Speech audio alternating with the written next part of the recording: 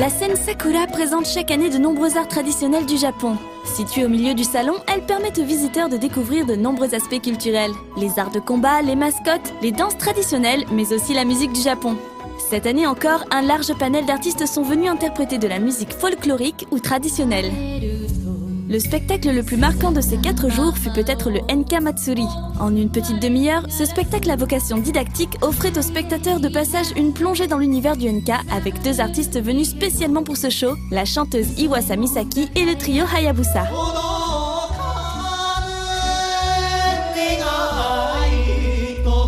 Ainsi, après un titre chacun, ceux-ci se rejoignaient sur scène et expliquaient au public les thèmes récurrents du Enka, ses codes vestimentaires et la technique vocale nommée Kobushi qui est généralement associée. Pour conclure, les 2 artistes interprétaient chacun un titre de leur répertoire, ainsi qu'un morceau en commun. Un spectacle simple et bien produit qui permet de découvrir facilement ce genre qui n'est pas forcément le plus abordable. Si on aurait bien aimé pouvoir les voir aussi sur la scène Karasu dans un showcase commun, nous avons quand même eu droit à un très joli passage sur la scène Ichigo.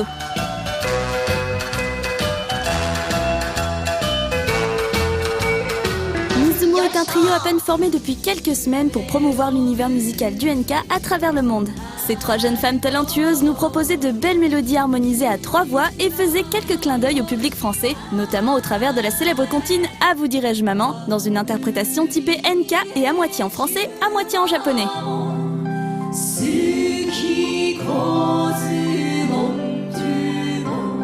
Hiroshima Peace est un spectacle construit autour du message de paix porté par cette ville marquée par les bombardements nucléaires lors de la Seconde Guerre mondiale.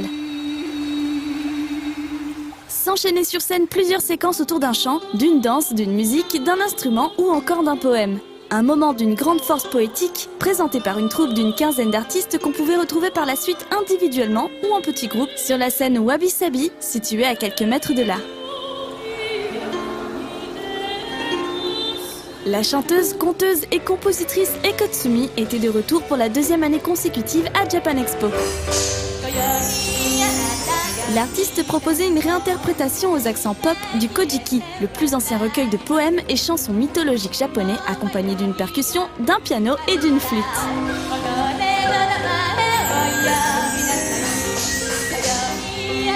Miho Calligraphe proposait une performance live avec Watcha, beatboxer, et Takahashi Gaho, musicienne au koto. Après un premier morceau introductif interprété par cette dernière, Watcha construisait ainsi lors de ce spectacle un titre par l'ajout successif de boucles musicales interprétées entièrement a cappella. La construction se poursuivait par la fusion du koto et du beatbox, mélange musical original et très réussi. C'est alors que se présentait Miho Calligraphe pour parachever cette performance d'une dernière dimension visuelle et émotionnelle.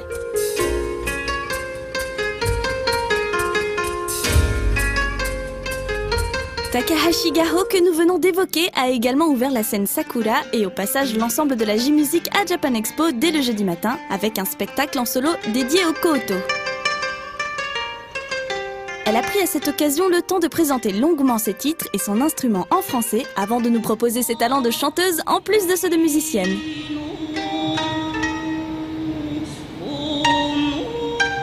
Le Chindonya est une forme traditionnelle de publicité de rue interprétée par une fanfare.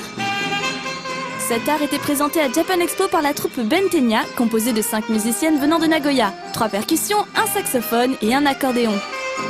Ne se limitant pas à des titres traditionnels du Chindonya, la fanfare interprétait des chansons populaires de tout genre et de toutes époques, comme Yellow Submarine, aux Champs-Élysées et jusqu'à l'hymne du club de baseball de Nagoya. Le duo Néo-Ballade proposait son show estampillé folk et techno-rock pour la 2e année consécutive à Japan Expo. Composé d'un percussionniste et d'une chanteuse, il interprétait des chants folkloriques, les minyo, dans une version revisitée originale, à mi-chemin entre un chant aux accents de Kobushi, la technique traditionnelle vocale du Enka, et une instrumentation moderne mettant l'accent sur la percussion et des boîtes à rythme, le tout accompagné d'une danseuse invitée sur une grande partie du spectacle. Fuka Mariwo était également de retour sur la scène Sakura cette année. Jouant du shamisen, l'artiste proposait notamment ses compositions qu'elle définit comme Nagauta Pop, un mélange entre un chant traditionnel qu'on retrouve plutôt en accompagnement dans le théâtre kabuki et la musique pop pour un résultat étonnant.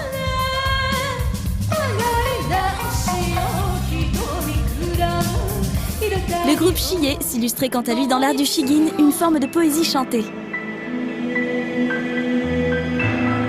Normalement accompagné d'un shakuhachi, une flûte en bambou, le duo formé par Keisei la chanteuse et Hagi le compositeur et pianiste était venu seul à Japan Expo. Cette première présentait également une forme de danse qu'elle réalisait avec pour accessoire un yari, une lance typique.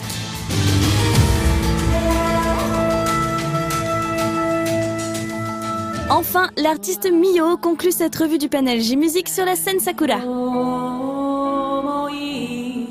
Après une vidéo d'introduction qui l'a présentée comme une ambassadrice de la musique japonaise et vainqueur de plusieurs prix, elle proposait au public une musique pop tout en douceur.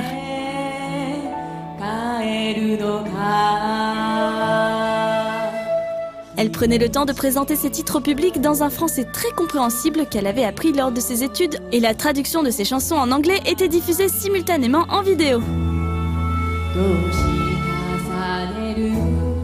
Cette année, la programmation était particulièrement dense, avec une douzaine de spectacles par jour, mais gardait un certain niveau de qualité avec des artistes de nombreux horizons et de belles découvertes à faire. L'agrandissement de l'estrade avec une avancée dans la fosse était une bonne idée, même si elle fut peu exploitée par les artistes. De plus, comme la scène Sakura a pour vocation d'être un espace de découverte, elle n'est pas isolée du reste de la convention et de son brouhaha permanent. Comme chaque année, la sonorisation des shows en a hélas un peu pâti. Enfin, on tirera un coup de chapeau aux animateurs, particulièrement dynamiques cette année, et on y retournera volontiers l'année prochaine pour de nouvelles découvertes.